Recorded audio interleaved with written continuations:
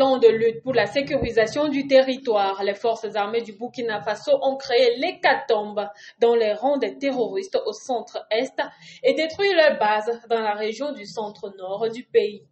En effet, l'armée burkinabé a déclaré dans un communiqué que du 15 au 17 avril, le 8e bataillon d'intervention rapide avait mené un travail titanesque de Gengbila dans la région du centre-nord.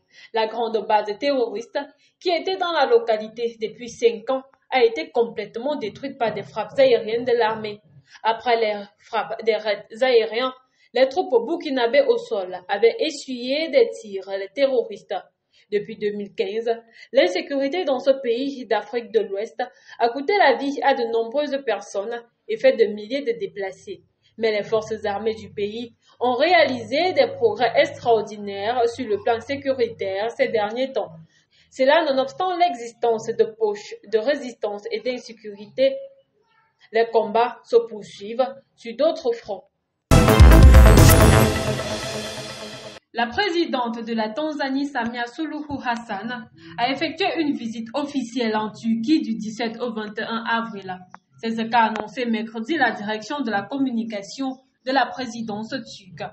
Au programme de cette visite officielle, Samia Suluhu Hassan rencontrera le jeudi son homologue turc, Recep Tayyip Erdogan. Les deux présidents aborderont les relations bilatérales et les mesures qui peuvent être prises pour améliorer la coopération entre les deux pays. De plus, les dirigeants discuteront également des questions d'actualité mondiale et régionale. Notons que la Tanzanie et la Turquie entretiennent des relations bilatérales depuis de longues dates.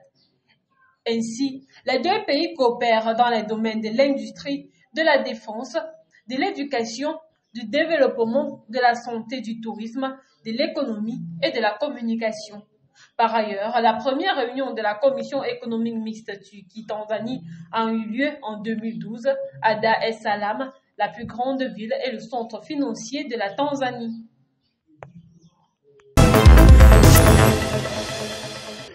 La présidentielle du 6 mai au Tchad est proche et peut-être tous les coups sont permis dans le cadre de la campagne électorale en cours. L'ancien Premier ministre et candidat pour le compte du parti RNDT Le Réveil n'est pas allé de main morte pour charger son concurrent Sorcès Massara auprès de ses militants. Il estime que celui qui est devenu Premier ministre aujourd'hui faisait du marchandage politique avec l'engagement de ses militants depuis 2021, alors que nombreux sont ceux qui l'ont suivi et se sont retrouvés pour la plupart en prison, certains devenus handicapés et d'autres des veufs et des orphelins du fait d'avoir perdu leur époux et père lors des manifestations durement réprimées par le régime en place. Il les rajoute même d'ailleurs que Sorcès Massara voue désormais un culte de fraternité à Mahamat Idriss Déby Itno en l'appelant « mon frère » et jusqu'ici, aucune justice n'a encore été rendue aux 300 personnes qui ont été tuées lors des dernières manifestations de l'opposition. Pour terminer, il avance que le chef du gouvernement est un candidat accompagnateur de Déby fils. La société américaine SpaceX, dirigée par Elon Musk, prévoit de déconnecter les utilisateurs de son réseau Internet par satellite dans les pays où le service n'est pas encore autorisé d'ici la fin du mois en cours.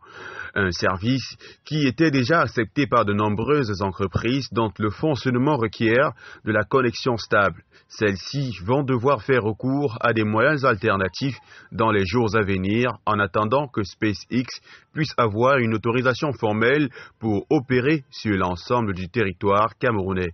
SpaceX est reconnu comme étant très avancé dans la commercialisation de Starlink, une offre Internet par satellite en très haut débit destinée à couvrir les zones peu ou pas desservies par la fibre optique ou l'Internet mobile.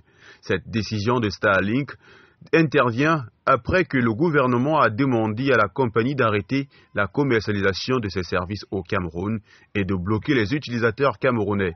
Pour l'instant, la société américaine n'a pas encore obtenu l'aval réglementaire des autorités camerounaises pour opérer dans le pays. La ministre des Postes et Télécommunications, Minette Libom Lilinkeng, affirme que les procédures sont en cours pour régulariser la présence de Starlink dans le pays.